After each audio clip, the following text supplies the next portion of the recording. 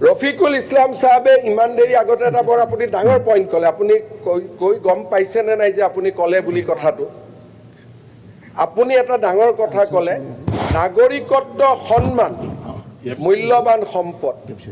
ক'লেনে আমিতো নিজৰ থাকা নাগৰিকত্ব এৰি দিছো কংগ্ৰেছ দলে এটা ফ্যামিলি চাৰিটাই তিনিটাই নিজা নাগৰিকত্ব এৰি দিছে নালাগে বুলিছে গতিকে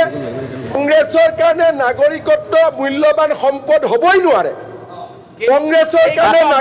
ব্যক্তিগত কথা এনেকুৱা কথা হ'বই নোৱাৰে বাংলাদেশ পাকিস্তান বিদেশী নাগৰিকৰ কথা কৈছে নাগৰিকত্বটো এটা সকলোৰে কথা এইটো কথা হ'ব নোৱাৰে ছাৰ কেনেকুৱা কথা কৈ আছে ছাৰ তেখেতৰ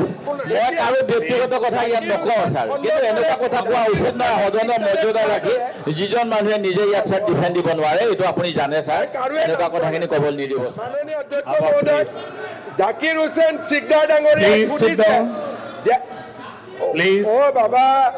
বাবা অখিল গগৈৰ বেমাৰটো কিয় লৈছে একে ৰচিদ সাহেব কিবা নতুন ঘটনা হৈ গ'ল নেকি আজি ইমান জপিয়াই আছে বক